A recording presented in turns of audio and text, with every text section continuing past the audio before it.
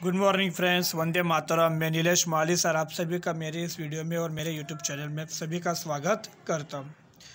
So friends, last lecture में हमने ये पढ़ लिया था कि पार्टनरशिप जो फर्म है वो पार्टनरशिप फर्म का रजिस्ट्रेशन जो है वो रजिस्ट्रेशन कराना किस तरह से प्रोसीजर से और उसमें कौन कौन सी जो डिटेल्स है वो डिटेल्स इंक्लूड की जाती है। Detail included in registration form and next topic जो है वो भी ये है कि एडवांटेज ऑफ रजिस्ट्रेशन फॉर्म। तो रजिस्ट्रेशन फॉर्म जो है वो रजिस्ट्रेशन फॉर्म भरने का जो एडवांटेज है वो एडवांटेज क्या हो सकता है वो भी देख लिया हमने। तो आज हम लोग आगे बढ़ते हैं पार्टनरशिप डीड। पार्टनरशिप डीड मतलब साझेदारी का करार पत्र जो है वो करार पत्र कैसे है, किस तरह से क्या होता है वो।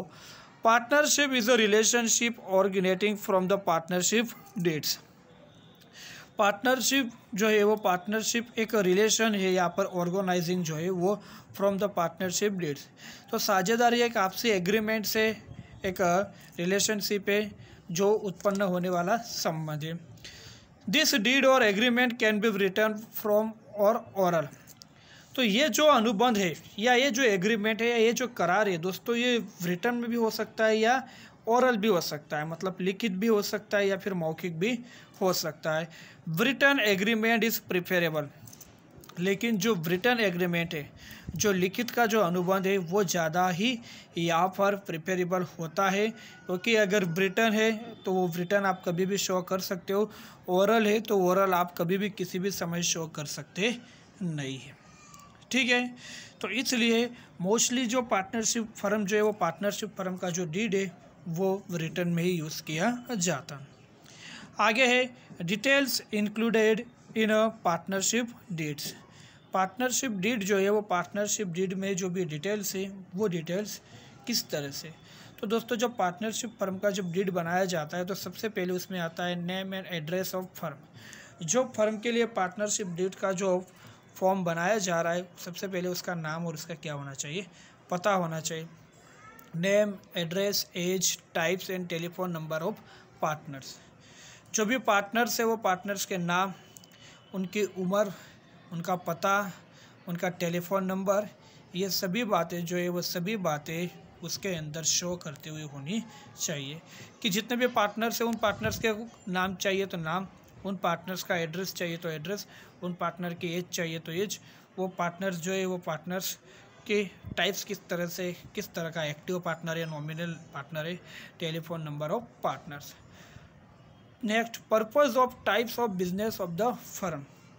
जो फर्म शुरू की गई है उस फर्म का पर्पस क्या है, उसका उद्देश्य क्या है, और जो बिजनेस फर्म शुरू की गई है वो किस टाइप्स की है, किस प्रकार की है, ये भी उसमें शो करना जरूरी है। Date of establishment and duration of firm. जो भी पीढ़ी प्रारंभ की जा रही है उसकी जो इस्टेब्लिशमेंट एंड ड्यूरेशन जो है वो मतलब कि किस दिन कंपनी जो है वो कंपनी शुरू हो रही है उस दिन की तारीख, और उसका ड्यूरेशन कितना रहेगा, मतलब कि वो कब तक चलने वाली है दोस्तों, वो भी उसमें बताया जाता है। Detail of partners capital and the interest on capital if to be mentions.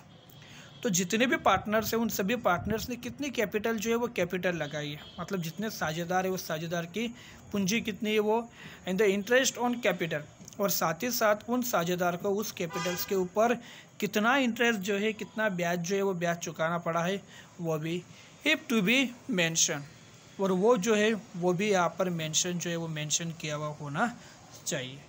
Partners borrowing interest to borrowings and their limits. जो भी पार्टनर्स है उन पार्टनर्स का जो भी बोरोविंग है या फिर उन्होंने जो भी लोन ली गई है उस लोन और उसका जो ब्याज का दर है वो ब्याज का दर, जैसे कि कई बार पार्टनर जो है पार्टनर्स के द्वारा पीढ़ी में से अगर लोन लिए तो वो लोन और उसका जो रेट ऑफ इंटरेस्ट है, जैसे 2% है, 3% है या 5% है, जो भी उनका रेट ऑफ इंटरेस्ट है वो भी उन्हें शो करना पड़ता ही है। Rate of interest on given by partners. तो जो भी पार्टनर्स है उन पार्टनर्स के द्वारा जो भी लोन लिए उस लोन के बारे में भी बताया जाता है। Partners borrowing interest on borrowing and their limits. Partners ने कितने पैसे उसमें से निकाले हैं और उसकी जो सीमा है वो सीमा कितनी है, मैक्सिमम पार्टनर कोई भी पार्टनर कितना पैसा ले सकता है वो। Ratio of profit loss distribution, जब भी फर्म के अंदर प्रॉफिट होता है तो उस प्रॉफिट का डिस्ट्रीब्यूशन कैसे है, और या फिर उस फर्म के अंदर अगर लॉस हो रहा है तो उसका डिस्ट्रीब्यूशन कैसे है, ये सारी इन्फॉर्मेशन जो है वो भी उन्हें पार्टनरशिप डीड में दिखानी पड़ती है। मतलब सारे पार्टनर जो है वो अगर 5% से अगर प्रॉफिट में डिवाइड है तो हो सकता है लॉस में भी वो 5% से क्या है डिवाइडेशन अपना करेंगे। Distribution of work among the partners, जितने भी पार्टनर्स हैं उन सभी पार्टनर्स के बीच में जो वर्क है उस वर्क को किस तरह से डिस्ट्रीब्यूट किया गया, उसे किस तरह से डिवाइड किया गया। मतलब कौन से पार्टनर के पास कौन सा डिपार्टमेंट है, किस पार्टनर के पास सेल्स डिपार्टमेंट है, किस पार्टनर के पास परचेज डिपार्टमेंट है, किस पार्टनर के पास प्रोडक्शन डिपार्टमेंट है। Details of salary, commission and other facility of partners, सभी पार्टनर्स को दोस्तों प्रॉफिट तो वो लास्ट में मिलता ही है, लेकिन अगर वो इंडिविजुअली अगर पर डे मेहनत करते हैं कंपनी के अंदर आते हैं तो उनको पर्टिकुलर एक सैलरी जो है वो सैलरी कंपनी के द्वारा दी जाती है। कमीशन जो है वो कमीशन भी कंपनी के द्वारा दिया जाता है। और अदर फैसिलिटी ऑफ पार्टनर्स, और साथ ही साथ उन पार्टनर्स को अगर दूसरी कोई फैसिलिटी है तो वो फैसिलिटी क्या है, जैसे मेडिक्लेम की फैसिलिटी है, टूर करने की फैसिलिटी है, इंश्योरेंस की फैसिलिटी है, या अदर जितनी फैसिलिटी है उन्हें वो सारी बातें भी वहाँ दिखाई देती शो करनी पड़ती। Provision for accounting and book keeping of partnership firm, तो जितने भी पार्टनर्स हैं उन सभी पार्टनर्स की जो भी accounting and book keeping of partnership firm, मतलब कि साझेदार जो है वो साझेदार के पास पीडी का हिसाब कितना है और उसके खाते रखने की व्यवस्था जो है वो कैसी है वो भी देना जरूरी है। Provision of power for opening bank account and for banking transaction, partner जो है उस पार्टनर्स को बैंक में पीडी में खाता खुलवाना तथा उसके लेन देन संबंधी अधिकार की व्यवस्था कितनी। मान लीजिए पार्टनर जो है वो पार्टनर को अगर अकाउंट होल्डर के तौर पर खाता खुलवाना है तो उसके लिए कितना उसे लिमिट दी है या वो कितने मैक्सिमम ट्रांजैक्शन जो है वो कर सकता है, ये सारी बातें भी पहले ही शो करनी पड़ती है। The method of valuation of goodwill, ख्याति के मूल्यांकन जो है वो ख्याति के मूल्यांकन की विधि, जैसे कहा जाता है वैल्यूएशन ऑफ गुडविल, मतलब फर्म जो है उस फर्म के अंदर अगर उनका मूल्यांकन जो है वो मूल्यांकन किस तरह से किया गया है, गुडविल किस तरह से उसे।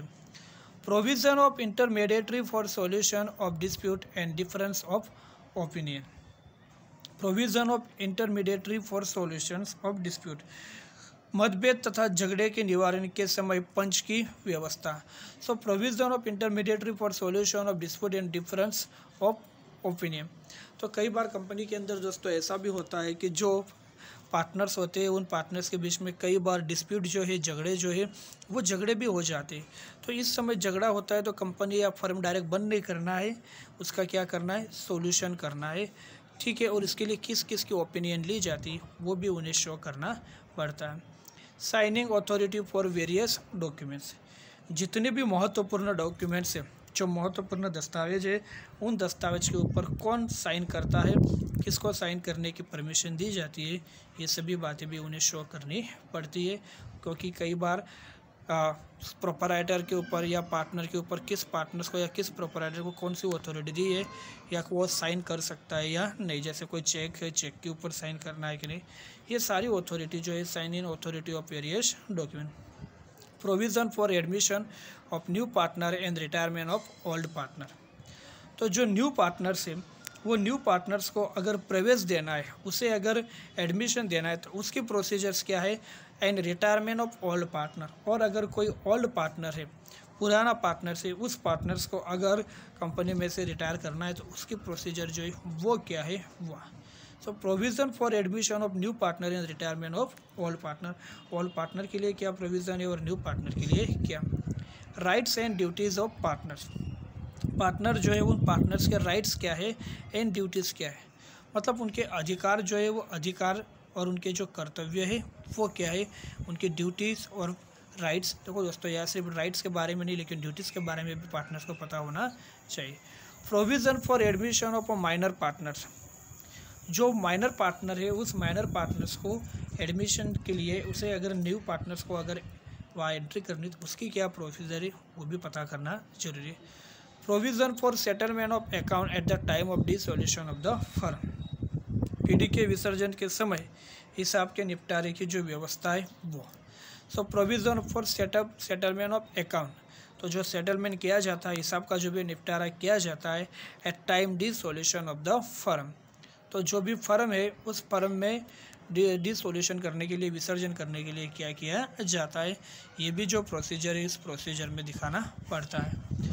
सो the above details can be show in written partnership firm, तो ऊपर की जो भी डिटेल्स है वो सारी डिटेल्स अगर पार्टनरशिप फर्म का जो डीड्स है वो पार्टनरशिप डीड में अगर रिटर्न में दिया जाए, in case of absence of partnership deeds, अगर पार्टनरशिप डीड अगर उसके अनुपस्थिति में रहे, the partnership acts come into force automatically, तो लिखित अनुबंध पत्र में जो भी इंफॉर्मेशन दी गई है, डिटेल दी गई है, वो पार्टनरशिप डीड की अगर एब्सेंट भी हो तो पार्टनरशिप एक्ट के हिसाब से वो अपने आप क्या हो जाता है, ऑटोमेटिकली वो कम्स हो जाता है, मतलब अपने आप वो आ जाता है। सो फ्रेंड्स, आज हमने पूरा पढ़ा कि पार्टनरशिप फर्म का जो डीड्स है वो डीड्स क्या है और किस तरह से उसे मैनेज करना है। ठीक है, याद रखना, एग्जाम में 3 मार्क्स के लिए आ सकता है कि what is the details of show in the partnership deeds, तो ये सारी जो डीड्स है साझेदारी करार पत्र की, ये सारी इन्फॉर्मेशन आपको पता होनी चाहिए। और ये लीगली आप भी इन फ्यूचर में अगर पार्टनरशिप फर्म खोलते हो, ओपन करते हो,